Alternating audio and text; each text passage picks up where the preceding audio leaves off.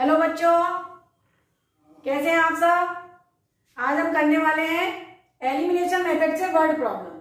Word problem जो है 3.4 exercise का क्वेश्चन नंबर 2 है, जिसमें उसने वर्ड प्रॉब्लम दे रखी है। तो आज हम लेके आए नई problem. 5 years ago, Nuri was thrice as old as Sonu. 10 years later, Nuri will be twice as old as Sonu. यानी दो वेरिएबल दे रखे हैं, एक नूरी और एक सोनू। तो नूरी को हमने बोल दिया x और सोनू को बोल दिया हमने y, और ये हमने बोली इनकी क्या है, प्रेजेंट एज। अब हमें कंडीशन किस पर लगानी है, 5 years ago पर लगानी है और 10 years later पर लगानी है।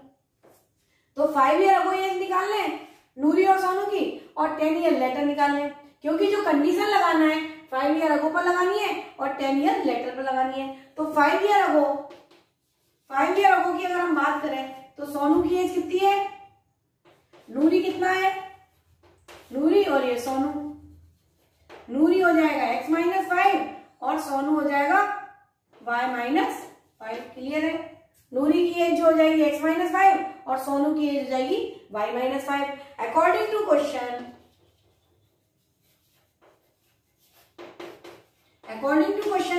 में जो बोल रहा है, क्या बोल रहा है, नूरी वॉज यानी x-5 इक्वल टू नूरी यानी x-5 इक्वल टू थ्राइस यानी 3 by -5 thrice as old as Sonu.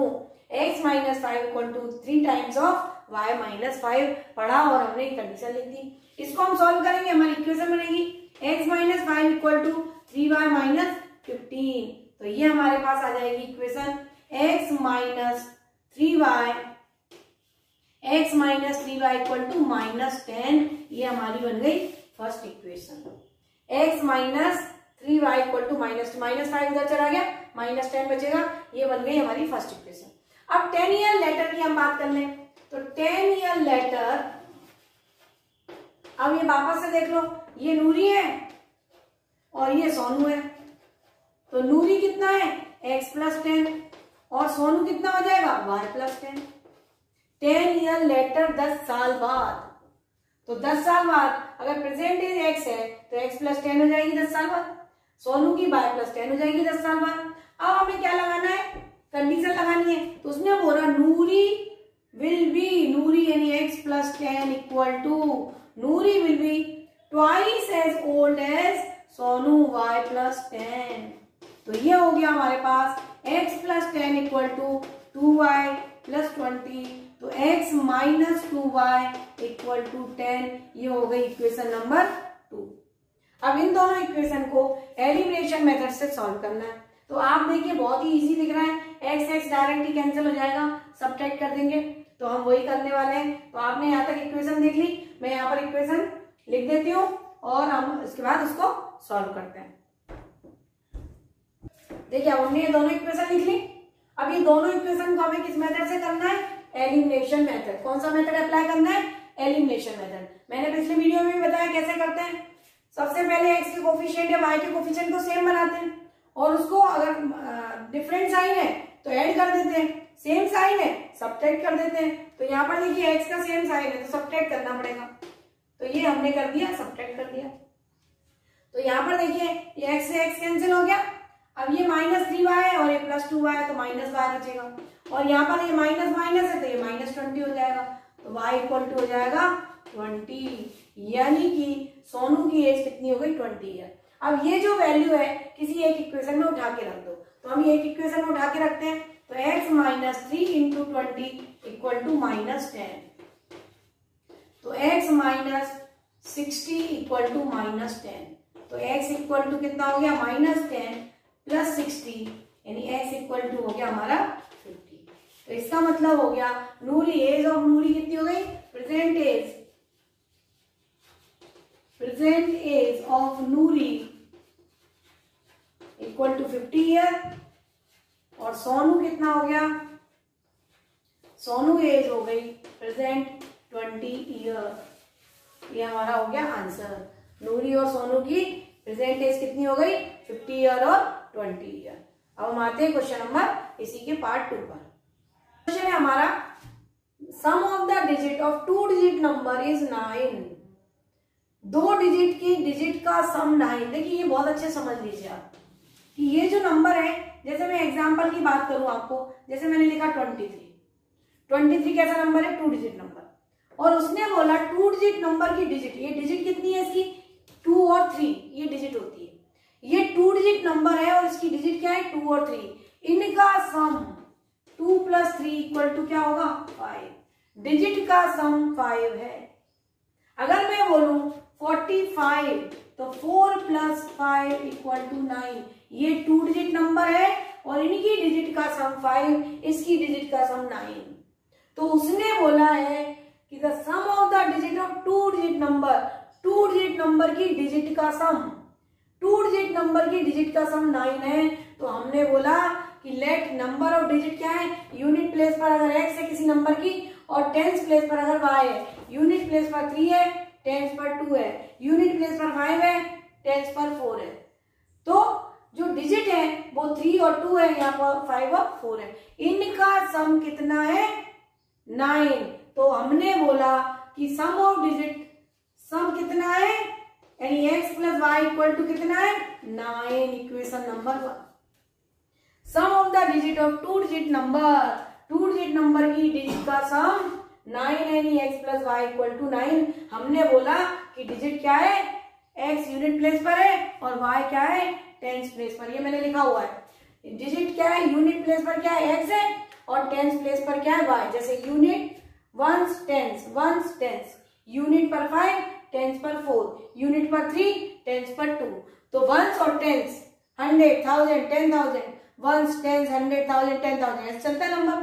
तो उसने वही बोला है कि sum of the digit of 2 digit number, sum of the digit of 2 digit number is 9। अब आगे बढ़िए, ऑल्सो 9 टाइम्स दिस नंबर।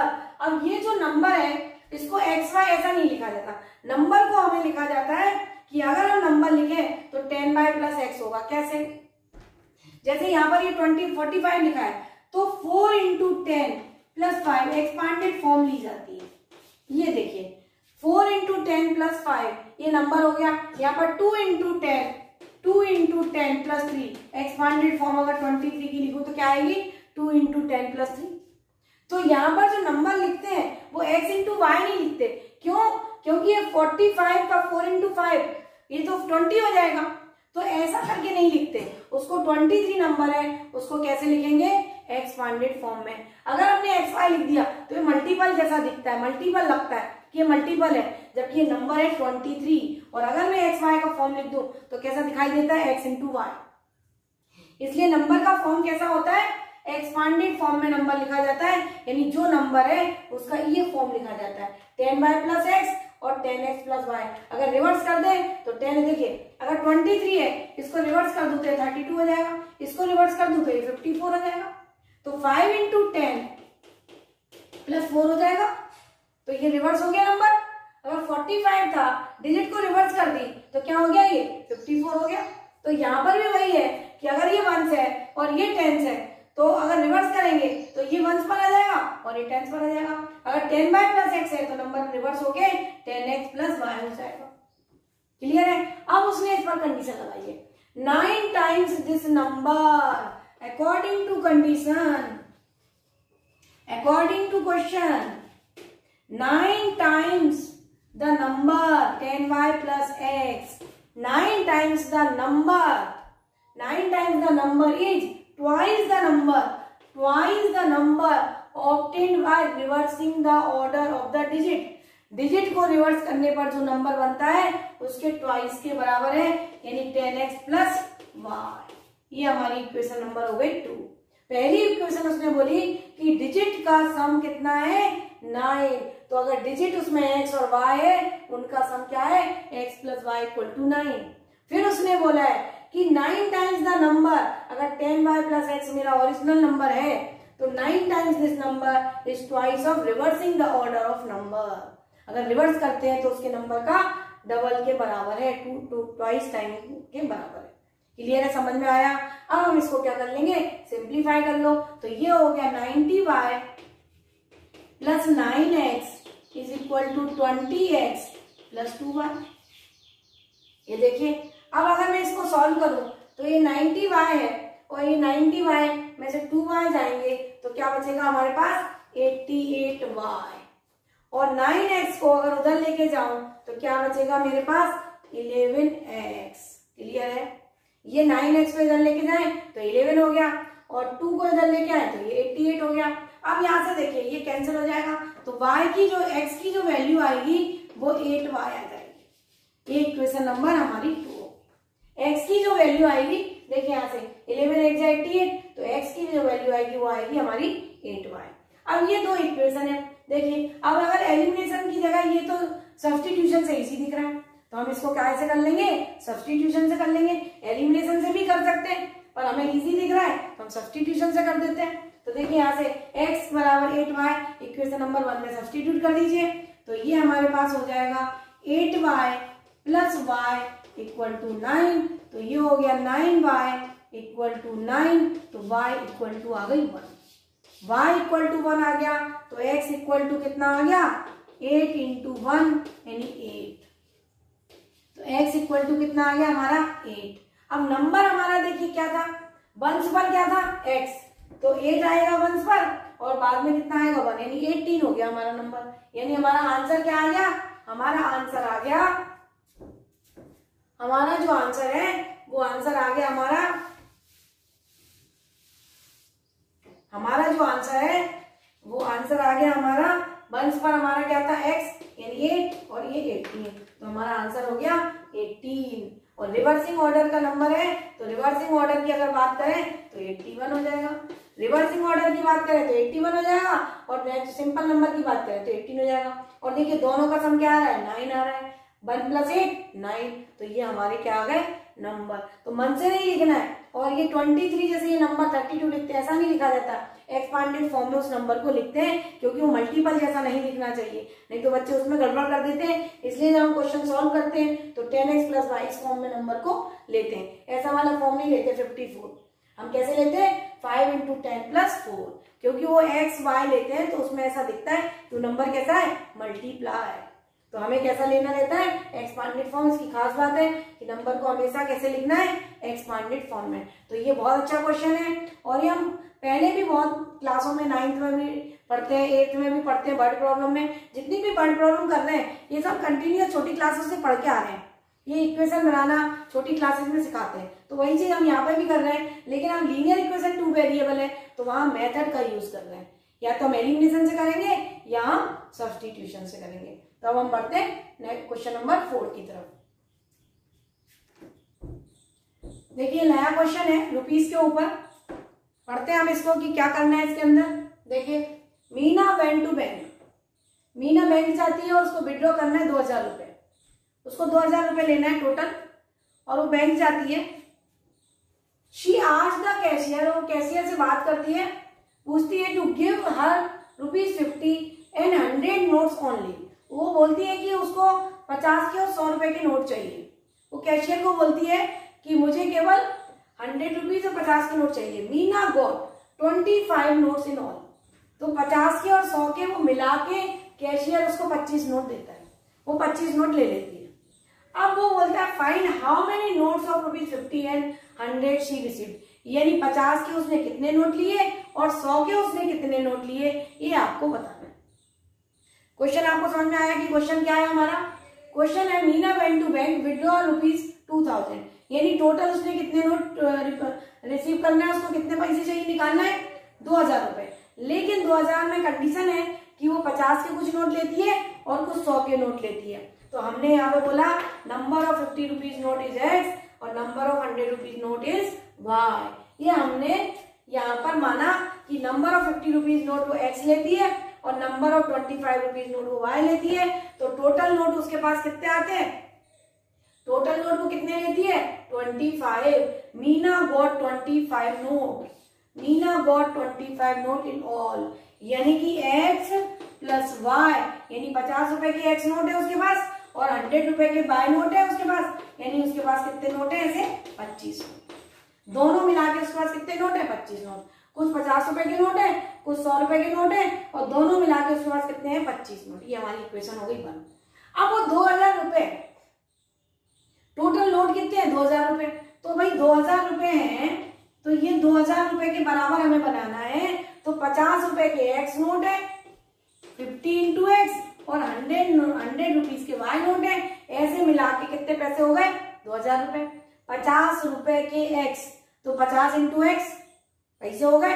100 रुपए के वाई तो 100 इंटू वाई, 100 रुपए के सपोज 10 नोट है तो 1000 रुपए हो गए हमारे पास। तो 100 इंटू वाई इक्वल टू 2000। ये हमारी इक्वेशन नंबर 102। क्लियर है? यानी 50 रुपए के एक्स नोट है, 100 रुपए के वाई नोट है, टोटल कॉस्ट कितनी हो गई? 2000। अब इनको हमें सॉल्व करना है। तो एलिमिनेशन से अगर सॉल्व करना है तो आप देखिए यहाँ पर मुझे कितने से मल्टीप्लाई करना चाहिए? या तो 50 से करना चाहिए या 100 से करना चाहिए। अगर एक्स को सेम बनाना है तो 50 से करेंगे, वाई को सेम बनाना है तो 100 से करेंगे। तो वाई को सेम बना लेते हैं, 100 से मल्टीप्लाई कर लेते हैं।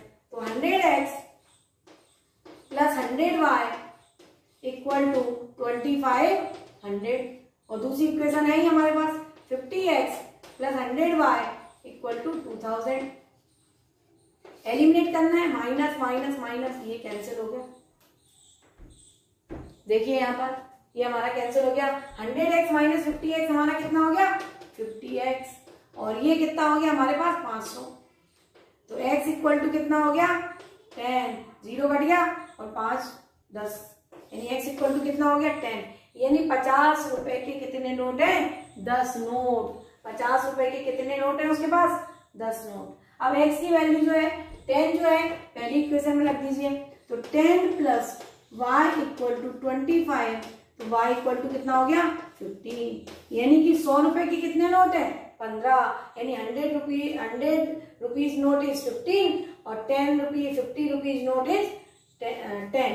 यानी 50 रुपीज नोट इक्वल टू कितना है? 10 और 100 रुपीज नोट कितने? 50। ये हमारा हो गया आंसर। तो समझ में आया इक्वेशन हमें कैसे बनानी है? क्वेश्चन पढ़ना है और उसके बाद हमें इक्वेशन बनानी है। तो ये बात अच्छे समझ लीजिए कि पहले पढ़ना है, अच्छे से समझना है। बर्ड प्रॉब्लम है, कहीं कोई गलती नहीं होना चाहिए। इक्वेशन गलत बनेगी तो आंसर सही नहीं आएगा। तो पहले हमें अच्छे से पढ़ना है क्वेश्चन को, फिर इक्वेशन बनानी है और सॉल्व करने का मेथड तो हमने सीख ही लिया है, जो कि बहुत आसान है। एलिमिनेशन हम कौन से मेथड से कर रहे हैं? Elimination method. अब इस एक्सरसाइज का एक क्वेश्चन बचा है लास्ट, उस लास्ट क्वेश्चन को हम करते हैं।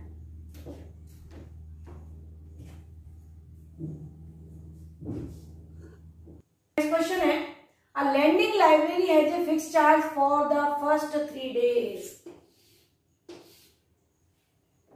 लाइब्रेरी है जो किताबें किराए से देती है हमको और 3 दिन का वो फिक्स चार्ज लेती है।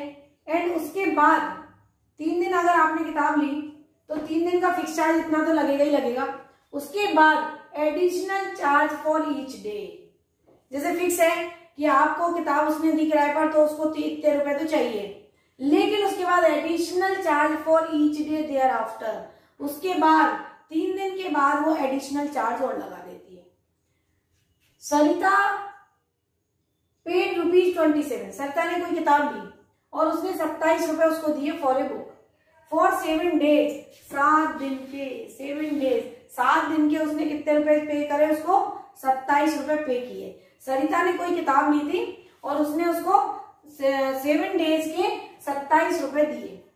तो अब यहाँ पर हमें क्या बनाना है? Linear equation. तो देखिए हमने बोला कि फिक्स चार्ज जो है x रुपीज है, 3 दिन के जो फिक्स चार्ज है वो फिक्स है x रुपए। फिर additional charge for each extra day y rupees है। अगर 1 दिन रखते हैं तो y लगेगा, 2 दिन रखते हैं 2y लगेगा, 3 दिन लगते हैं 3y लगेगा। जैसे 1 रुपए लगता है 1 दिन का तो 2 दिन के 2 लगेंगे, 3 दिन के 3 लगेंगे, मतलब उसके हिसाब से एडिशनल चार्ज और लगेंगे। फिक्स चार्ज तो है कि इतने समय के इतने ही लगने वाले हैं, 3 दिन तक इतने रुपए लगेंगे और उसके बाद के जो चार्ज है वो इतने और जुड़ के आपको देना होंगे। क्लियर है? तो हमने बोला जो फिक्स चार्ज है वो x है 3 दिन का और एडिशनल चार्ज है वो एक्स्ट्रा दिन का y है। तो पहला उसने कितने दिन के लिए किताब ली? 7 दिन के बाद उसने किताब लौटाई उसको। 7 दिन उसने किताब रखी तो 7 दिन का मतलब है कि 3 days के, तो 3 days के देखिए 7 दिन के यानी 3 दिन के तो x रुपए दे दिए उसने। 3 दिन के उसने कितने दे दिए? x रुपए। अब 7 दिन में से 3 दिन कम हो गए तो कितने बचे? 4 days। तो 1 दिन के एक्स्ट्रा चार्ज y है तो 4 दिन के एक्स्ट्रा चार्ज कितने होंगे 4y। तो हमको कितने चार्ज देने हैं x प्लस 4y और उसने चार्ज कितना दिया 27 रुपीज। क्लियर है? यानी हमें यही तो बताना है कि फिक्स चार्ज कितना है और एडिशनल चार्ज कितना है। अब आगे बढ़ते हैं। सुशी है भाई, सुशी पेड ₹21। सुशी जो है वो 21 रुपीज पेड करती है। For the book she kept for 5 days। अगर वो 5 दिन रखती है किसी किताब को तो वो कितने पैसे देती है, कितने रुपीज देती है 21 रुपीज देती है। 5 दिन रखती है तो 3 दिन का तो फिक्स हो गया x, 3 दिन का चार्ज तो फिक्स हो गया हमारा x, 3 दिन का चार्ज फिक्स हो गया। अब 5 दिन किताब रखी उसने तो 3 दिन का फिक्स हो गया, 2 दिन बचे, 2 दिन के उसको एक्स्ट्रा चार्ज देने पड़ेंगे। तो एक्स्ट्रा चार्ज कितना लग जाएगा उसका 2y। ये हमारी बन गई इक्वेशन 2। अब देखिए यहाँ पर हमने जो पढ़ा उसके हिसाब से हमने बनाया। तो ये सब प्रैक्टिस से आता है कि जो भी देखिए, और जो वेरिएबल है वो कैसे मानना है कि उसने 2 चीजें दी है, एक फिक्स चार्ज दिया है और एक एडिशनल चार्ज दिया है। एक फिक्स चार्ज की बात कर रहा है और एक दूसरा एडिशनल चार्ज की बात कर रहा है। तो एक को हमने x बोल दिया और दूसरे को हमने y बोल दिया। फिक्स चार्ज को x बोल दिया, एडिशनल चार्ज को y बोल दिया। जितने दिन की किताब रखी उसके हिसाब से इक्वेशन बना दी। पहले उसने 7 दिन रखी तो 3 दिन का चार्ज इतना, बचे हुए 4 दिन का इतना। फिर उसने दूसरी सुशी ने 5 दिन रखी तो 3 दिन का इतना और बचे हुए 2 दिन का इतना। अब इसको एलिमिनेशन से करना है तो आप देखिए दोनों तो सेम ही दिख रहे हैं आपको। एलिमिनेशन बहुत ही आसान है। अब यहाँ पर क्या करें, हम इसको सब्ट्रैक्ट कर दें क्योंकि दोनों सेम साइन है। सब्ट्रैक्ट कर दीजिए तो ये माइनस हो गया, ये माइनस हो गया, ये माइनस हो गया, x से x कैंसिल हो गया। 4y में से 2y गए, कितने बचे 2y और यहाँ पे कितना बचा 6। तो y इक्वल टू कितना हो गया 3। यानी एक दिन के 3 रुपए एडिशनल चार्ज लगते हैं। एडिशनल चार्ज 3 रुपए पर डे के हिसाब से उसको देने होंगे। अब y इक्वल टू 3 आ गया, y की वैल्यू यहाँ रख दो या यहाँ रख दो। तो x equal to 4 into 3 is equal to 27। तो x इक्वल टू हो गया 27 माइनस 12। तो x इक्वल टू हो गया हमारा 15। तो जो फिक्स चार्ज है वो कितना है हमारे 15 रुपीज। फिक्स चार्ज जो है 15 रुपीज है, एडिशनल चार्ज जो है 3 रुपीज है। 3 दिन के जो फिक्स चार्ज है वो कितना है 15 रुपीज और एडिशनल चार्ज कितना है पर डे 3 रुपीज। तो लास्ट में हमें लैंग्वेज लिखना है, लास्ट में ये आंसर लिखना होता है फिक्स चार्ज भी ₹15 और एडिशनल चार्ज भी ₹3। ये लास्ट में जो हम यहाँ पर लेट करके जो लिखते हैं वो लास्ट में आंसर में लिखना कंपलसरी है। उसने हमसे x और y नहीं पूछा है, x और y तो हमारे वर्ड है। हमने बोला है कि ये x है और ये y है। तो हमारे फाइनल आंसर में हमें क्या लिखना है कि फिक्स चार्ज ₹15, एडिशनल चार्ज ₹3। तो ये आज हमने करा 3.4 एक्सरसाइज और इसका क्वेश्चन नंबर 2 वर्ड प्रॉब्लम और मैंने बताया एलिमिनेशन मेथड। तो मैंने 2 वीडियो में आपको एलिमिनेशन मेथड डाला है, 2 वीडियो में मैंने सब्स्टिट्यूशन डाला है। अब हम आएंगे नेक्स्ट वीडियो में क्रॉस मल्टीप्लीकेशन लेके। तो आप मेरे साथ बने रहिए, पढ़ते रहिए, कंटिन्यूअस वॉच करिए जिससे आपका ये चैप्टर स्ट्रांग हो जाए। Thank you.